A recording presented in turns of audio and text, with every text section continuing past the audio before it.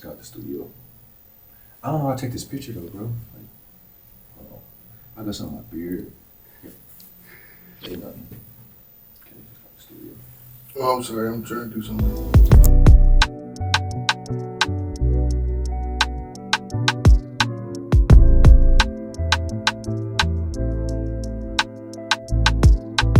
Welcome back, y'all. This is an intentional episode. Was 7. Wait. That'd be crazy if I put this up and it's like a backwards 7. That would be insane. It's tough. Episode 7. Y'all already know who these guys are. Derek Ballard, Tre Tiggs, back on the pod. Exactly both of our second time. Yeah. So, since everybody already knows you guys, we can just start from. I'm just start asking y'all questions. What you about to say? That's cool. Oh, okay. Since we're on a college campus, we're visiting my boy TIDO at Penn. You feel me? That's it. Who were you in college? Like, what type of person were y'all? Ooh, at a open question? Yeah. Man. Like, who were you? Well, if you don't know, we all went to Eastern Michigan University. And me in college, starting out, I was a walk-on basketball player, as we talked about in the first pod, but I was somebody who always wanted to know everybody and be around everybody outside of basketball. I always wanted to be on campus, be around as many students as I possibly could because I wanted to just make the most of my opportunity. Mm-hmm. And so that's really what really drove me. I wanted to be in the know at all times, but I also wanted to do well in school. So, that's really who I was. Like, they say big man on campus, but I wouldn't say that at all. Yeah, that's facts. He was the big man on campus. We'd be walking through the student center and he literally stopped and talked to everybody. And I'm Homecoming is what got me. Oh, seriously though, he talking to people and I'm in the back waiting for him to finish. For real. Yeah. Homecoming is what got me, bro. Homecoming is what got. Yeah, every 2 steps. DJ! Every 2 steps, bro. I didn't even go this year. But, bro, you made the most, I would say you made the most out of your college experience, for sure. Yeah, absolutely. What about you? Honestly, I think me in college was pretty much the same person that I am now, obviously older and more seasoned, but I would say I was somebody that, I was chill honestly, like I just went to work, went to class, traveled, and went to the rec to play some hoops. That was pretty much like everyday kind of thing for me, but I was chill, man. First year I was on campus, so I obviously went to the eateries a lot, went to the caf a lot, student center a lot. Yeah. If you went to Eastern, if you know, but I was chill. I can't really say too much of who I was. I honestly, think I'm the same person, just, seasoned, older, Christ follower. So yeah. Cause y'all had 4 years at least at Eastern. Yeah, I had about 10. Yeah, that's what I'm saying. I was there for 7 years because I did 4.5 years of undergrad and then 2.5 years of grad school. So I think that's 7, right? Yeah, it was 7 years. Yeah. I came in as a junior, so I already had 2 years of eligibility gone.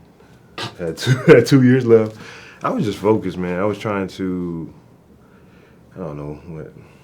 make it in basketball, trying to play, trying to prove that I could, I'm a D1 player coming from a JUCO.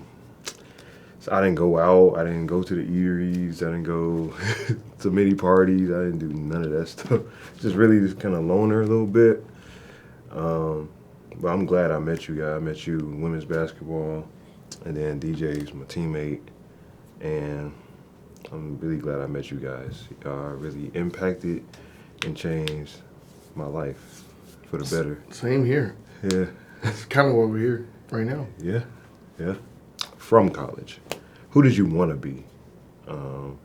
Leaving Eastern, who would you want to become? Like, example for me, I wanted to, of course, get a chance to go to the NBA, play, get seen. How did you think your outcome would be after Eastern or your life? You want to go there first, Trey? Sure.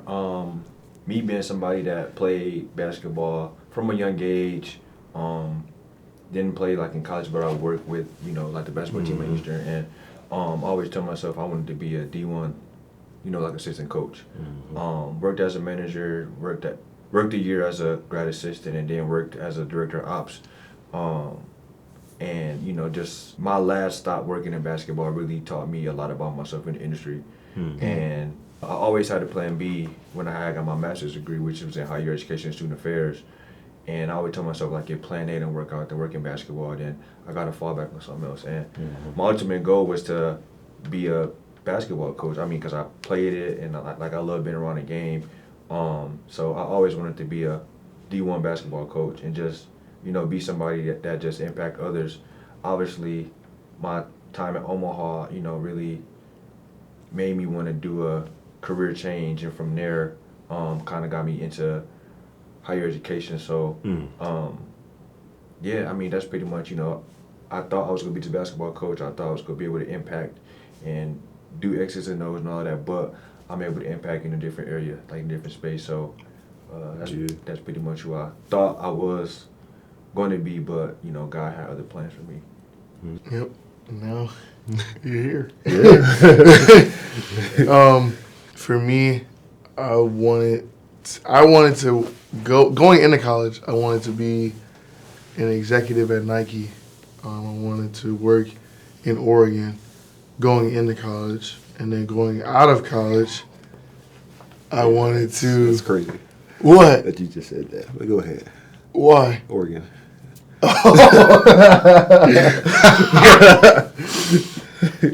We don't have to. Yeah. But so I wanted to work in Oregon and Nike. I wanted to be an executive there, and whatever God had for me after that was going to be that. But for going out of college, like once I started realizing that I didn't want to play pro, and I truly didn't want to play pro, the Lord talked to me about WNBA, like women's basketball, and what he told me was you were going to work in the WNBA, preferably in Detroit, and I had no idea, still kind of don't know what position that would be, but I do want to impact the youth of women's basketball, because I feel like women's basketball there's a different level of fun, like we were talking about earlier. There's a different level of fun in women's basketball than there is in men's sports, and that same fun made me want to play basketball. So I want to make sure that girls growing up knows that they can have fun while playing in sport and also do it at a high level. So whatever job gets me to doing that, that's what I'm supposed to do. Amen. Not coaching, though. No. That sounds exactly like a coach, but it's not coaching. Yeah, I get asked to be a coach all the time. I mean, I have my moments where, people just make me mad, and I just be like, dang, I wish I could coach because I can yell at my players. Get on the baseline. Run the floor. You know what I'm saying? Having those kind of conversations, out of love, but I do miss being around basketball, though. Just to be around it and, travel. Free food, yeah, literally. Come on, man, that was the best part, right? All for the love of the game, and it's supposed to be fun. We was just talking about that. Like I said, sometimes men's sports, sometimes the politics and the money and all that stuff can get involved and make a student athlete, make the sport not fun for the game that they grew up playing. Yeah, which is supposed to be fun. Yeah. So that's something to take in consideration.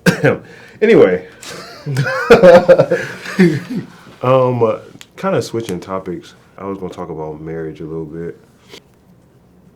Oh, so that's like Yes, it is a little. that's an exclusive question. What are some things that you are doing to prepare to be married? And then I can ask you what are some things that you did do to prepare to be married. Oh yeah, okay. Yeah. You got it. Or you want me to take it first? No, I got it. Honestly, I mean, I think this is a great question just from me and one of my buddies. We've been doing these Bible plans about marriage and, you know, like how like a man should lead, like things like that. And, you know, one of the plans that we did, we were just talking about, you know, like, you know, having to put all of your issues to the side and have to be able to just deal like with like your future wife or spouse or things like that. And it just talked about how like, you know, it's not what you say. Like you always gotta be able to take action and, you know, like deal with what she got going on. Like it could be like the simplest thing, but it's like you gotta take action and you gotta be the man and you gotta deal with what it is that she's going through. And not saying that like our issues or problems not valid, but it's like just like in the moment, like that was one thing that we stood out from that. And you know, like just learning how to lead. Yeah. And you know, like dealing with conflict and things of that nature. So that's pretty much what, you know, I took from the Bible plan. But dang, I was expecting this question, you know, so you know, I just said what came to mind based off the few readings that we did do. But now it's on to Mr. Married Man, Mr. Derek. What I did to get like to prepare to get married, not to get married, but I did a lot of things. I always tell people it was the biggest research paper I ever did in my life, without even writing a single word. I looked at various podcasts of Christian men who were thriving in marriages and thriving in the ministry. Even though, you know, ministry, like I wasn't planning on being like a pastor or anything like that, but those are the people I was looking to because they would give me strong and sound, you know, Christian advice on marriage. And so I looked at Darius Daniels, I looked at Tim Ross, I looked at Michael Todd, I looked at a lot of people that just, I felt like had it figured out or had enough wisdom to be like, hey, don't do this, or you should do this or that. Even Kev on stage, him as well. And then I also went to therapy by myself before to realize if there was anything that I had going on that I could be bringing into the marriage that would be like that would be like a blind spot that we both wouldn't be able to see. Just to see like if I was going to be okay emotionally, you know, mentally, just to even be able to be ready for marriage as well. And then we did pre-engagement and we did premarital counseling. I was going to ask you about that. And so I know like pre-engagement is like a next level like new age type thing. But we spoke with, you know, the pastor that was doing our pre-engagement counseling, and it set us up to make sure that we were actually ready to be engaged. And then we did premarital with our pastor, and that just kind of just solidified it. Like it was smooth because we had already did pre-engagement. We had done most of the legwork. And so that's what I did to prepare to get married, and it definitely helped. But you'll never be ready. Like you'll never be fully prepared, because this stuff right now that I'm learning right now, a year in, that I definitely wouldn't be able to prepare for like at all. And so it's just certain stuff you just gotta go through. Kind of like a scouting report. Yeah, like when you're like a basketball scouting report. You can scout them all day, every day. But as soon as the ball go in the rim, things change. Yeah, that's good, bro. Both of Appreciate them, it. honestly. I'm currently doing kind of the same things as well. Of course, I'm kind of big on writing prayer petitions. I did that for the Tesla. I'm doing that for some other things in life, my business, all that stuff. But yeah, I kind of wrote like a husband prayer petition. So something I can kind of look back and say every day. Got scriptures in it. So I kind of say that daily. Asking God for wisdom on how to be a husband. Also listen to podcasts. And I talk to a lot of married men too. I got another friend, a best friend out in Tulsa, Oklahoma. And he's married. And I talk to him a lot. Talk to you. Talk to my boy Blake from Southfield. And so I just ask questions, man. My sister, or my brother-in-law. So, talking to those guys, kind of being around them, you get information, and they tell it how it is. Yeah, they tell it how it is, and that's the best way. I think you would want it to happen, because if somebody's trying to give you some fake, fluffed up marriage, like it's all daisies and roses, and that don't help. Yeah. You gotta give it real, bro. But even within the parts where it's not all daisies and roses, it's still great sunspots, spots of like light in it.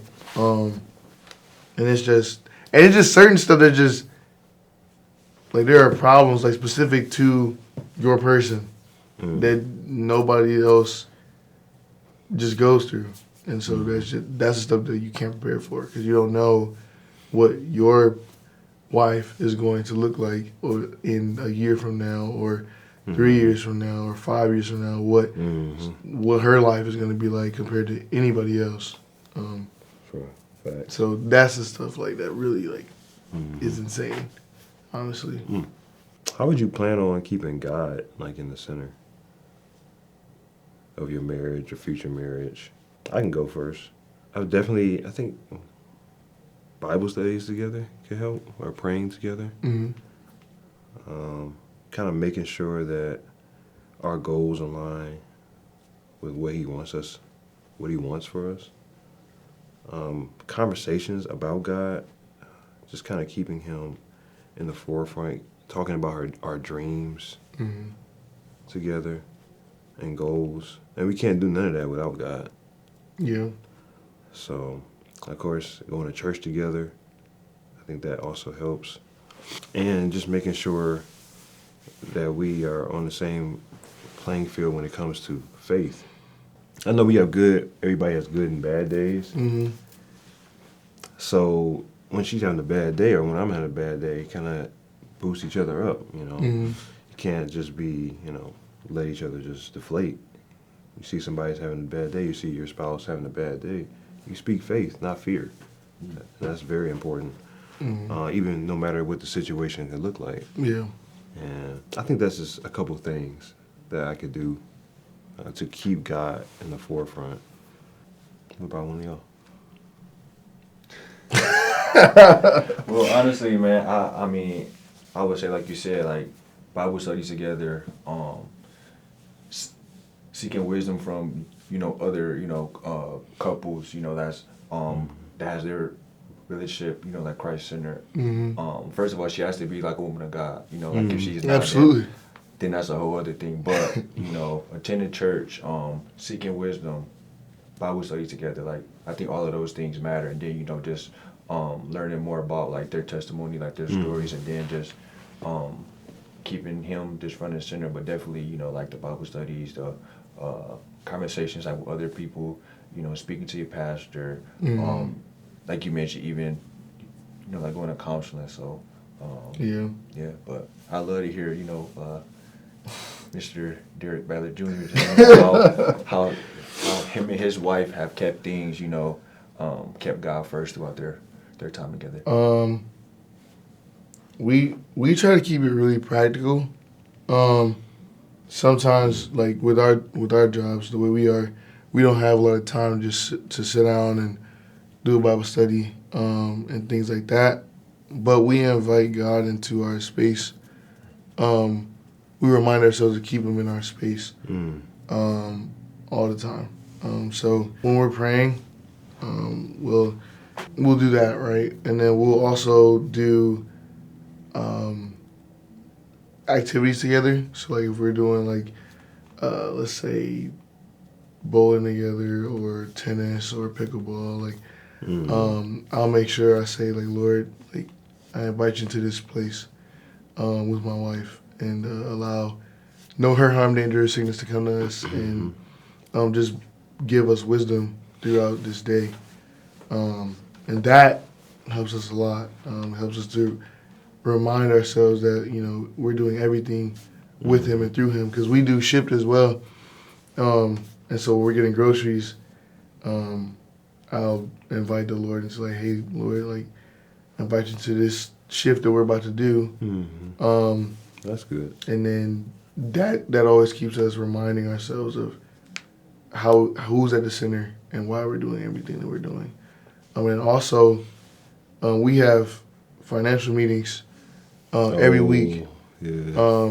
And so what we do is we have combined bank accounts, all of our money's combined. And so our savings, our checkings, all of that is like funneled through us. So when either of us gets paid from our jobs, it goes into one bucket, and every week we'll look over our expenses and what we want to pay for and our goals financially, and we pray for that every week. And so it's another way that we keep God at the center of it, stewarding over our finances as He wants us to do it, as one. Tithing together. And tithing together, and but that's also in it as well. So that's a big thing that we also do as well. Something I forgot to talk about also is just like having hard conversations when you're preparing for marriage as well. I know I kind of struggle with it because nobody wants to be uncomfortable, but having those hard conversations, uncomfortable conversations, like hey, credit scores, and do you tithe, and all that stuff, and what would you like a household to look like, all that kind of stuff. So those are important when you're preparing for marriage as well, I think. I'll tell you right now, y'all are not going to agree on the house. Like, the things at all. With the house things, yes. Like, most of it, 85% of it is going to be whatever she says. And, like, 15% of it is going to be, like, what you want. But also, in marriage, you got to be comfortable with the uncomfortableness of it, because you're gonna have to every day. You're gonna have to talk about uncomfortable stuff absolutely every day, and it's gonna suck. But in the beginning, but as time goes on and you actually talk things out, you realize that it's not as bad as it could be in every situation. And then also, if you're scared that, of rejection or anything like that, then that's something that you grow through in marriage, because in marriage you can't just get up and go. So, right. Yeah. All right, switching topics again. Go back to kind of goal setting and some legacy stuff. What are you looking for towards next, your next? And how do you think you've changed since you've been trying to pursue it? Well, with my job, I work in youth basketball camps with the Pistons, and it was just announced in June that we're getting a WNBA team back in 2029 in Detroit. I remember when we was talking the first time. Yeah. That was like a goal of mine that I had. Yeah. And it was like a prayer of mine that I had. And so now that it's actually visible, I was kind of like in shock. It was like, oh man, like, okay, now I really got to figure out what I want to do. But me thinking that I want to go, that far in 3 years, it's totally possible. I don't know what position I want to be in over there, but I for sure know that I want to be on that team, in the offices, whether that be the basketball offices or the business offices. I want to be around that team, impacting lives in that organization. So that's where I want to go, and I'm preparing to walk into it by making sure that I'm all my P's and Q's at work now. Yep. And I've been planting seeds throughout the whole entire office that there's not one person that knows me in the office that doesn't know that I want to work in the WNBA. So that's how, I'm preparing for it, planting seeds and making sure I'm the best worker that I can be each and every day. I would say like my ultimate goal is to be a director of football academics, or eventually becoming a director of an academic center. And how I really just been preparing for that is, just being able to find different ways to where I can be like an asset. Like, how can I help bring something different to the table? What are things that I can do differently to help the team be successful? How can I learn how not to be selfless? Like, how can I learn how to be comfortable with having different conversations, right? So just trying to be more just like intentional in that space where I can learn how to be useful, like how can I change things around? How you should always want to be better than you were like the year before. So if I come into college benching 200, I don't want to leave college benching 200. I want to be higher than that. So how can I be different? How can I stand out? But how can I also help the team? So just figuring out ways and just learning to be more confident in myself and with the line of work that I do. I would say never change, man. Man. Because you always keep guys accountable, man. And you're a true friend. That's for sure. And I appreciate that. Yeah, man. That's for sure. It's all about being, intentional, right? So, like my day-to-day... I'm tired of this guy. My day-to-day interactions, like being intentional, like with my students, like with my coworkers, and also just, controlling what I can control, right? And also letting these guys know, hey, control what you can control. So whether that's going to class, you can control that. Turn in assignments, you can control that. Show up to the meetings, you can control that. Now, what you can't control is what's going to be on the test. You don't know if it's going to be short answer, multiple choice. You can't control that, but you can control the controllable. And when you do that, your life is easy. When you don't do that, it's tough for everybody. So I try to control what I can control, but also I got to lead by example by controlling what I can't control and being intentional. You can't control what's on the test. That's a metaphor for freaking life. Yeah. Okay. I would say what's next for me, I would like to really see where this business can take me. It's going up. Yeah. I really want to see it. And content, like kind of stepping into it, locking in, and actually...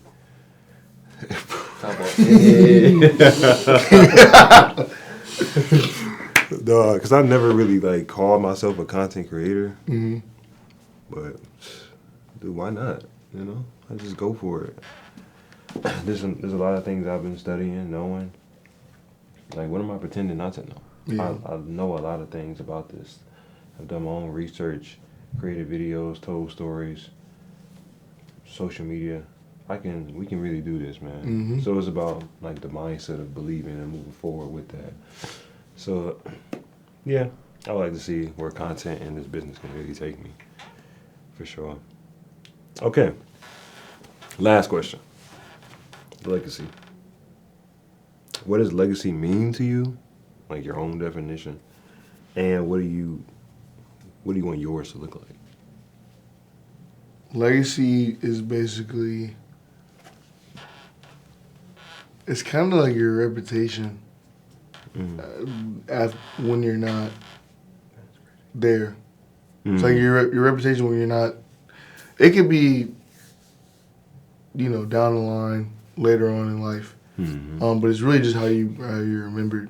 And when it comes to legacy for me, I just want to be known as somebody who loved his wife correctly, and as somebody who's a Christ follower and helped a lot of people lead a lot of people to Christ through his actions and his words, and then also I want to impact women's basketball as much as I can, whatever that even looks like.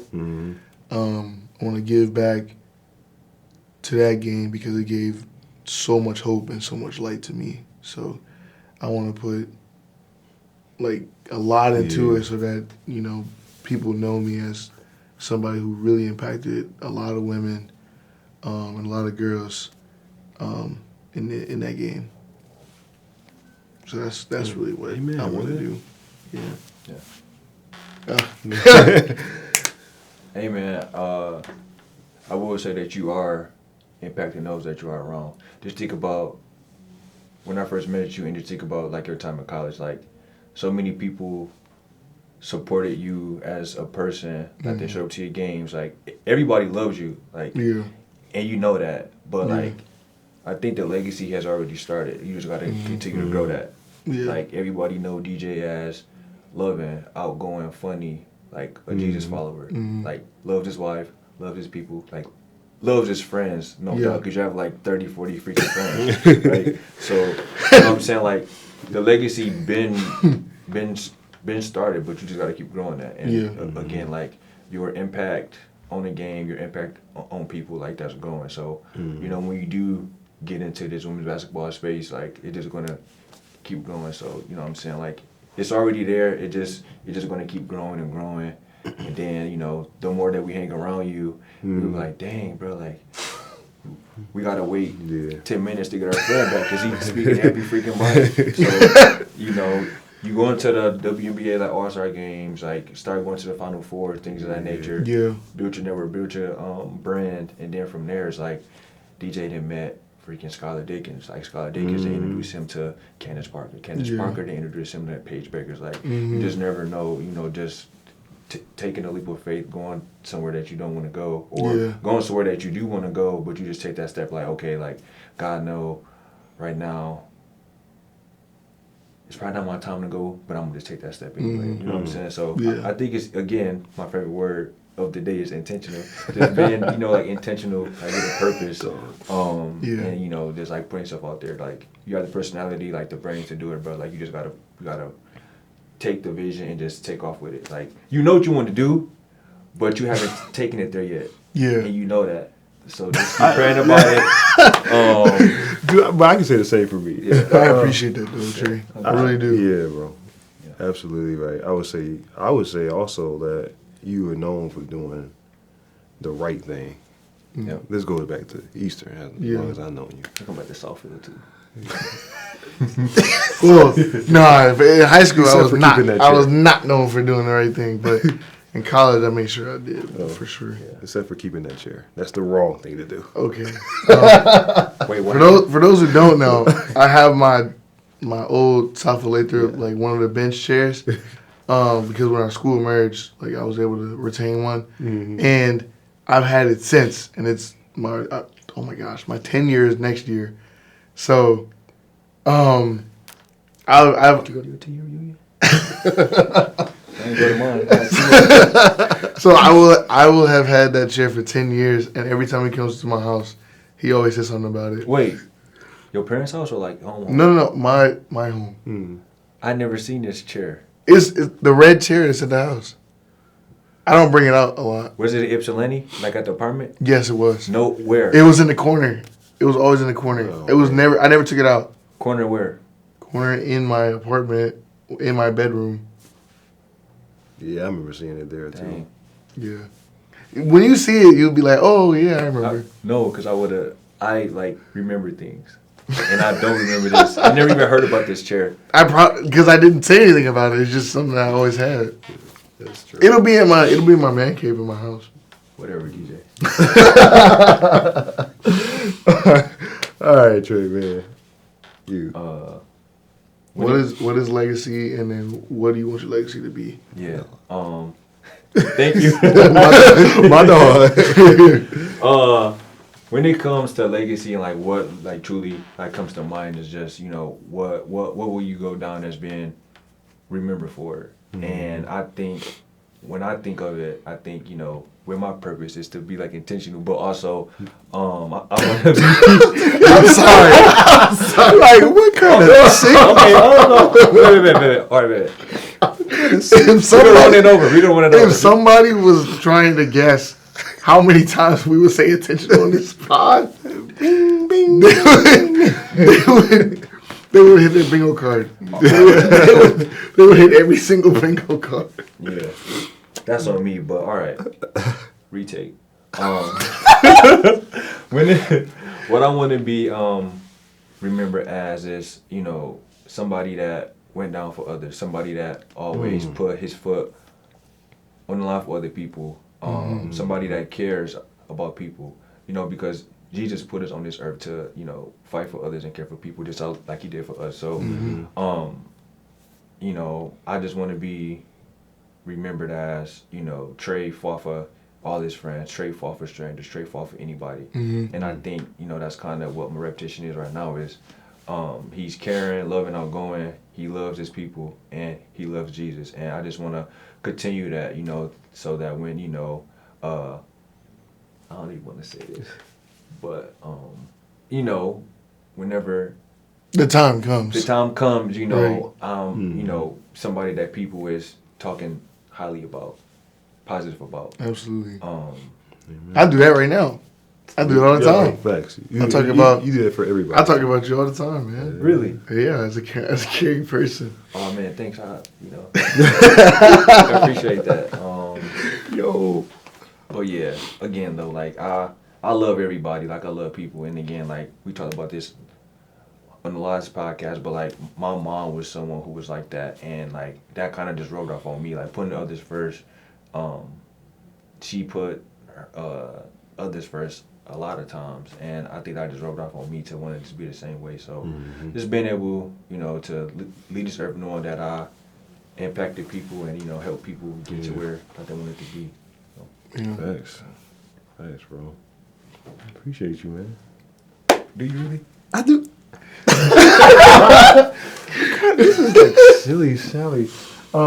Legacy.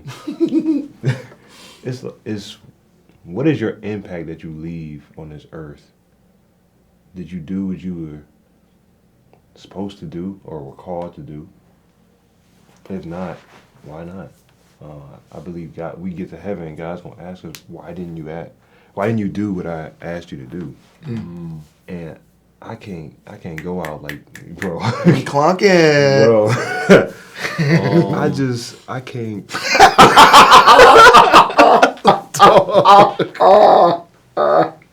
Yo. Dude, the fact. Yo, what is it? No, you good. He trying to speak and you Sorry. laughing and talk about clocking. Come on, man. You snap. Okay, sorry. Yo. I don't even know. I'm gonna just start over. But yeah, I can't get to heaven and have a guy ask me, "Why didn't you do what I put you on earth to do?" Like that's just not ever gonna sit right with me. So it's about leaving your impact, the one that God has placed in your heart and your spirit to do, the impact that you're supposed to leave. That's what legacy is to me. And for me, I just want to be known as somebody of great faith, like crazy faith even. Like, I want to change how people look at things through, of course, storytelling, but also just through their thinking. Like, what do you believe that you can do? And like the way you respond and the way you talk, like your words, how powerful they are. They can shape and change your world. And if you can think on that level, you can do anything, because our obedience and faith plus God's power, nothing is impossible, bro. Right. So that's kind of like the impact. And I know that already went over some people's head, but that's like the impact and the legacy that I want to leave. So, and for being funny. Oh, I forgot to say that about myself. You don't have to say it. You don't have to say it. Anyway, I appreciate y'all. I appreciate you. Of course. And the legacy is already shining. Just the way y'all talk and act, man. I see it in both of you. Yeah. I appreciate y'all. Of course. And for those who don't know, whole reason why we're together is because these two guys were my best men in my wedding. a year ago, and I kind of want to make this an annual thing where we get together at least for a weekend, wherever it is. I mean, this year we decided to go to the whiteout game at Penn State, and Can we say the chant? P. S. Can we? I don't know. U. we are Penn State. We not on the same page. We're not on the same page. You wasn't locked in yesterday. You said the PSU, and you talk about we are. Come on, man. Dang. Yeah. Anyway, Anywho. yeah, that We're was just like this, honestly. that was what we decided to do this year. Next year we'll probably do something different, but yeah, I just wanted to say that I really love you guys. I'm thankful that y'all are my best men, and hopefully we can keep this thing going for the rest of the time we have here on Earth, because you guys really mean a lot to me for sure. Oh man, he go baby cry. I appreciate y'all. Appreciate you. That's a wrap. Man. What I do? I didn't do nothing. I ain't never shook my I ain't never did that with Oh, okay. Hear me out. Okay, look. I didn't start doing that until I got here. Oh, really? The guys do that. Why? Does it mean safety? It means something that they do. So like when they shake hands here, it's like this. Like you pointing to each other. And now I got here. Like I got your back or something? I don't know. I'm gonna do my research again. He did like this and then like That's how they do it. All right, man. Well, that probably is how they do it. I don't know. it's kind of cool, but It's their 5-star life. we you know? definitely can cut this out.